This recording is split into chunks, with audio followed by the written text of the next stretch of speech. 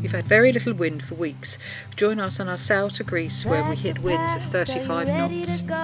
Hope you enjoy. This time tomorrow we'll be on the road. This is Cordelia, our Venus ketch. This is Steve. I'm Annette, and this is the cutest member of our crew, Gus. Our dream was 10 years in the planning. In the end, you only ever regret the chances you didn't take. So get out there and start living.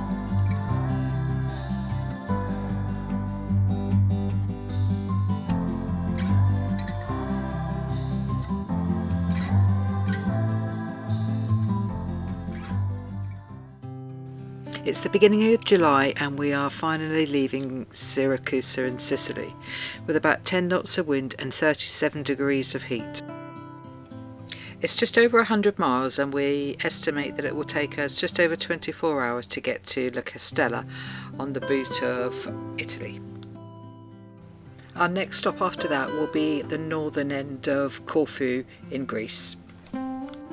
Our plan is to sail in the Ionian part of Greece until the end of August.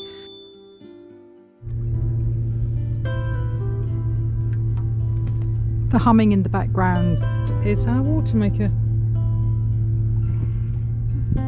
which I've yet to see whether it's decided it's going to work.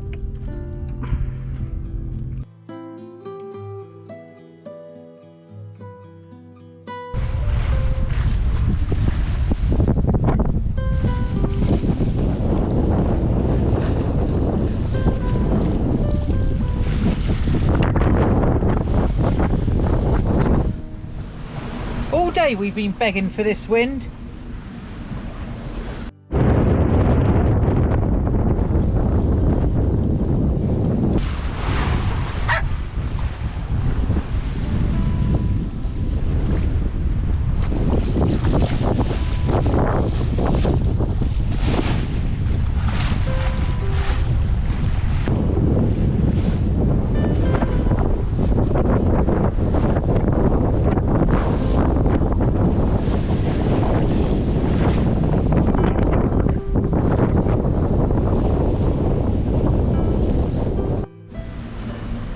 We've been sailing now for nearly 8 hours and I would say that we've had about an hour of wind, so we've been motoring most of the time, and then about 10 minutes ago just all of a sudden really kicked in and we're now doing 6.5 knots. Ooh, I'll just show you. 6.3. I don't know whether you can see that or not, but yeah. It's nice. We managed to turn the engine off. I said we managed to turn the engine off. We left Sicily this morning and we're headed for the toe of Italy. And we're right in the middle of the sea between. And I'm still being bitten to death. Say that again, Steve. I am the captain. We've had a very tiring day. I've had about 55,000 sail changes and rethink, unrethink, rethink, 35 knots, 3 metre swells, 10.5 knots surfing down waves, and then I'm now like expected to go and get your own top. I'm expecting to go and get my own top. I'd actually like, not only would I like you to get me a top, I'd like a selection. Selection? It's 8:15 and I haven't even been fed. Ow! Good. Are you expecting me to go and do dinner? No. Because we've had 3 metre waves and 35 knots of wind. 2.5 metre waves, not 3 metre waves. Okay, 2.5 metre waves and 35 knots of wind for not over 9 hours now, I've worked out, and you want me to go down there and cook dinner? I don't need you to cook. I need you to adapt and overcome. Well, I bought you a bag of crisps. Well, you're going to need to get better at adapting and overcoming. The dog's been fed. With dry biscuits, I can get you some dry biscuits. I've got Your some... nasty sandwiches are starting to look good now. Oh, that'll be the last time now. Last time I'm ever going to do you a sandwich. Tomorrow's sandwich was going to be ham and mustard. Yeah, but it's English mustard. yeah, and great, ham. great. But it's the ratio. You get the ratios wrong. If I end up with a big slab of bread, then No, we haven't got that kind of bread. We haven't got any of that kind of bread. We've only got cut loaf. I've got a little princess throat. You are a princess, Steve. Stop you carry on. biting. That's sunset. We've had a 2 or 3 day trip up from Syracuse, and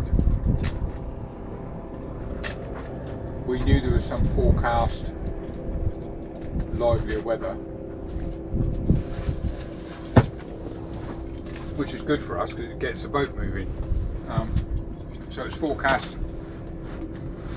gusting 35s across the first bay on the sole of the boot of Italy, and we set off and we had 5 hours of it not being strong winds. It was very fluky and all over the show. And Steve, I've cut these celery bits into little tiny. Why don't you try one? no, I don't want one. The wind then picked up. We had a great sail. The 35 knots came in. We were reefed and we were flying. At one point we did 10.4 knots and it was great. But the boat was moving around a bit more than it normally does. Anyway, that was the first combination of things. When we're on a longer passage, I periodically do, I say engine room checks. I open the door, shine a light in there and have a look to see whether anything looks like it's not doing what it's meant to do. And there was a bit of water in the bilge.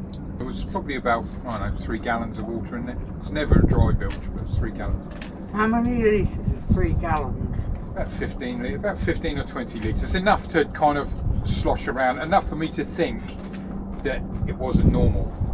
But whilst I was in there, I also noticed what I initially described as smoke, which is a little bit horrific when you kind of say smoke in the engine room. It wasn't. It was just like a haze that was kind of coming off the engine, and I couldn't quite work out why. But again, your brain starts thinking, oh, what's that going on? And then the engine room felt really, really hot.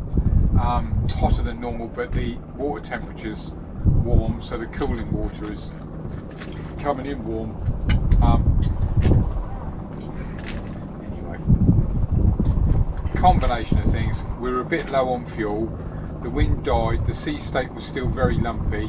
I was concerned about the engine overheating and also concerned about the hazy smog that was coming off the engine. So we diverted at about 10:30 last night to come to the very tip of the heel of Italy, literally the last bit of land before you cross over to Corfu. And we arrived at 3:15. Sorry, the noise. There's a little tiny skiff boat going past the back of us because we happen to be in a bay where 10 trillion... We've anchored in the middle of the M25. Yeah, 10 trillion boats have gone out on a trip to see the sea caves here. Anyway, we anchored up, got up this morning, I started investigating. The pipe was dropped off the water tank, which was allowing... Speedos! White Speedos! No. Well, he's very brown. He can carry it off. I'm the brownest I've ever been. If I get Speedos, they'll be white. for a while. I mean... The sun's shining. We've worked out what's wrong with why we got water in the bilge. We've worked out why the bilge water didn't go because I didn't have the bilge pump turned on, and found out that we've got a little bit of leak on the pipework from the water maker to the to the tank, and after lunch I'm going to jump over the side and declog the skin fittings, which I think are full of barnacles and mussels.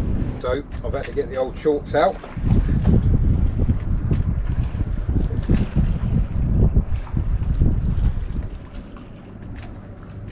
He is not going to be happy. Who? Richard? Yes. I Yeah, but told him I've we were laundering those and having them ready for him. Anyway, there's always something to repair on a boat, on an old boat. Although we don't do too badly, do we? I don't think. Steve, it's 37 years old, this boat.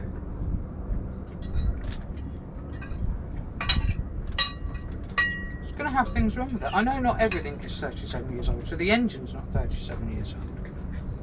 Oh, the problem with the hazy smoke that's not smoke was I fitted a new big alternator that sits underneath the original alternator, and the original alternator belt was a little bit loose and has been slapping on the side of the casing of the new alternator, and I think that's what was causing the kind of the fogginess in the air. So hopefully I've tightened that belt up, so hopefully that's sorted that out. I've sorted out the breather on the tank, so hopefully that stops us putting precious fresh water into the bilge. And once I've had my lunch go down, I'm going to jump over the side and put my little pokey stick up the engine water intake and up the toilet. And then I think you ought to have another sleep. Because I've become a little fractious. Yeah, you definitely. So yeah, it's 4:30, 4:45 in the afternoon, and we're going to do an overnight to Corfu, so as we arrive and can anchor during the day, because the last thing they want to do is arrive at night, which is what we were going to be doing yesterday. Look at that sunset. That is just awesome. It's right the way around.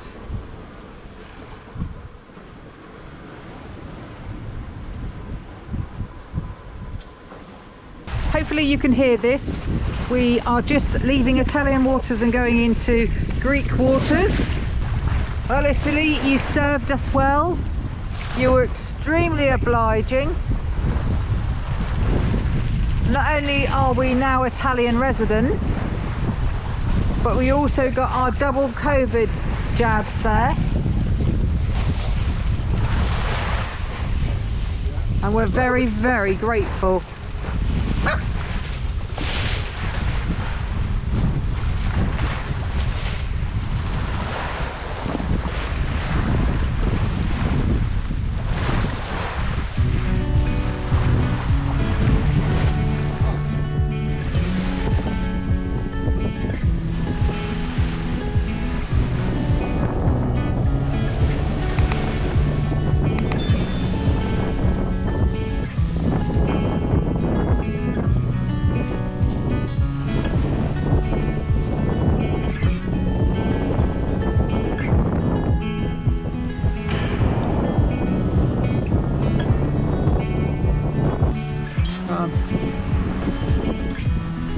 We need to cut the sail ties.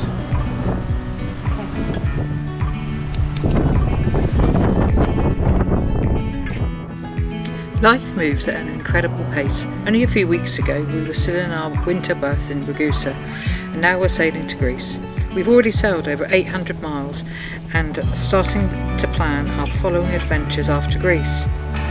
For a while life seemed to slow down because of COVID, but before you know it you're reminiscing about the places and the people you've met and enjoyed, and you realise time is flying by.